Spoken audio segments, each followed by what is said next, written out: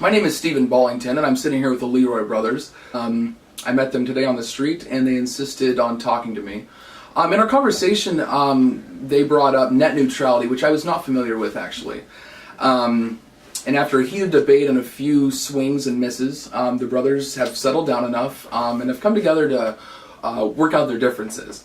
So, Elroy, in layman's terms, or if you can go a little lower than layman's to get on my level, so I can understand, go ahead and explain first what net neutrality is, and just to start getting into why you support it. Okay, so in the purest sense, the internet and the web, as we know it, was created to be an open source project. It was created to be so anyone could access, and it was a totally free environment. Can you tell us what open source means? No. I'm just asking for the uncopyrighted and able to edit source code. So the creators, Vinton Cerf and Tim Berners-Lee, they were the creator of Internet Protocol and the web. And so they believed in keeping the internet free and totally open. So net neutrality refers to that idea of the internet being totally free. Providers can't decide which websites are okay for you to see and which content is okay for you to see. Okay. All right. Leon Leroy, let's go ahead and hear some of your counterpoints and things that you come up with to say against your good brother. I'd like to first point out that, yes, the internet was originally developed back then, but since then the internet... And can you tell us when back then was? Was this 5 years ago? I don't use the internet. I can. 1993. Is he correct on that? Is that accurate? Publicly available. Okay. The World Wide Web, publicly available, 1993. It was originally created like 1971. Oh, okay. Yeah. Education. Continue on what you were saying before I asked a question. Since then, the internet has evolved and become something new, and the internet has become commercialized. As such, it's a huge industry with very few power players taking control of the commercialized version of the internet.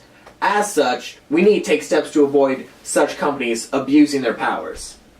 I think there's a lot of big words in there. I would like to ask, power players, define those, give us specific examples of what you mean. The big name internet companies that, for many people, are the only service providers available to them. Like Comcast, Time Warner Cable. Cox. Lots and lots of people get caught. Alright, so you named some internet service providers. You mentioned Comcast, you mentioned Time Warner, and you mentioned that those maybe are similar grounds. Cox is kind of on the lower end of things. What would you... Are those the only three? Are there others? Those are just I haven't examples. used the internet, but I've heard of Windstream. Is that a thing? Did I dream that? Windstream is a thing, if only it was only a dream. But the thing is that not all these providers are valid choices for people across the entire country. Many people only have choices between 2, maybe 3 at the most internet service providers. It's a very, very limited market. Okay. Why are there not more? What the hell? Internet providing is a big industry that it is not cheap to go into. It's a multi-billion-dollar industry, and it is not easy. It's extremely difficult for a new company to start up and get popular. Okay. There's some providers that are like very, very localized, but to become a nationwide thing, it takes an immense amount of funding. Okay, because you have to buy a lot of internet first.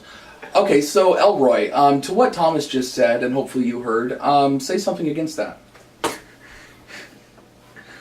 Okay, well... We'll take some notes. The reason America needs net neutrality is to keep those big businesses in check. Without the standards from the FCC passed in 2010, I don't know if you're aware of those.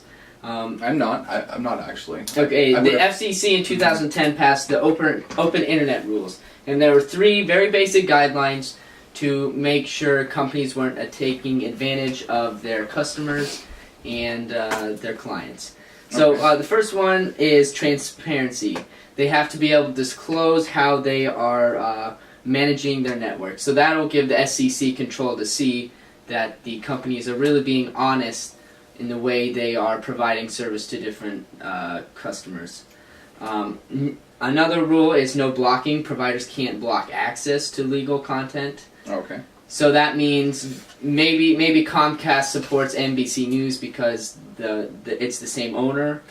That means they can't be blocking ABC News because ABC is a competitor of NBC. It could be a political thing. Yeah.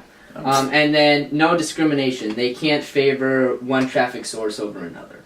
And so the reason these rules are important is because the big companies that we talked about earlier, there has been evidence that they have been throttling users' internet service. They've been charging certain companies more money to allow their users to access their website. So that recently happened with Verizon and Netflix. Verizon wanted to charge Netflix a price to allow the users to stream from Netflix at a fast speed. And so Netflix kind of fought that on them, but eventually they had to cave because they need to provide a good service to their paying customers. Because if Netflix isn't working all the time, why do you want to pay the monthly fee that Netflix charges you? Yes. Another case was AT&T. They offered a unlimited data plan, but after customers would surpass a 1 or 2 gigabyte usage for the month, they would throttle or slow down that user's internet speed to 10% of what it was. That sounds unfair. Yeah, so you would pass your 2 gigabytes, and then all of a sudden it would take a minute to load a Facebook page instead of 2 seconds. Yeah. I would say that the idea of net neutrality, enforcing that, has a couple implications. First of all, it takes away free market rights from the internet that these companies have. These free market rights give them more of an opportunity to compete and provide better service to people through their competition to gain customers from each other. Secondly, charging companies differently relates to another issue that has been coming up where some companies are trying to charge people per the amount of internet they use a monthly. Instead of saying unlimited internet at this speed per this much month, they're saying, alright, we'll give you like 50 gigabytes for $15.99 a month, or 150 gigabytes for $30.99 a month, or something like that. Which makes sense. Because why would someone like little Miss George down the street, who maybe just checks her email once or twice a day, have to pay the same price of Bojack over there, who's constantly streaming countless gigabytes of Netflix and streaming video games? It's more expensive to the company to provide that much more service. Netflix is charging the company. Netflix costs the company so much more money than per se an email service, just because the mass amount of data that floods through. It's an expense to the company. They can't charge a flat rate. The internet is not an all-you-can-eat buffet. You pay for what you get. So it's kind of like the way I pay for water every time I flush the toilet after whatever the hell I do. That would be... That's a fantastic example. If there's a flat rate, what if you just, you flush your toilet, when you're done using it, but Bojack down there, has a little... Now he does do that. Bojack, let's say he's flushed his toilet all day. Guess what? Both prices, your price and his price, you pay the same amount under that net neutrality. You pay the same flat fee, even though he's using way more water than you and causing both your prices to rise. Like you said, I do understand that little Betsy down the street that only emails Little twice a week. George. Yeah, okay. I do understand that. Yes, she shouldn't be having to pay the $60 a month or whatever the internet charge is. But in America, if you compare America's internet speeds to other countries, we are way behind. We, on a good day, get 5 to 10 megabytes per second. In other countries, they're getting 50 to 100 megabytes per second. I'd like to correct you and just state that that's megabits, not megabytes. Factor of 8. Okay, yes, you. And so part of the reason is there is not a whole lot of competition going on in America. These companies will kind of draw out their lines of, oh, this is my area to operate. You stay out of it. You can have this area. So it's like a turf war, essentially. Between the kind of. gangs. And Yes. so Cox has this area, Comcast has this area, and they don't really try to intermingle and fight for customers.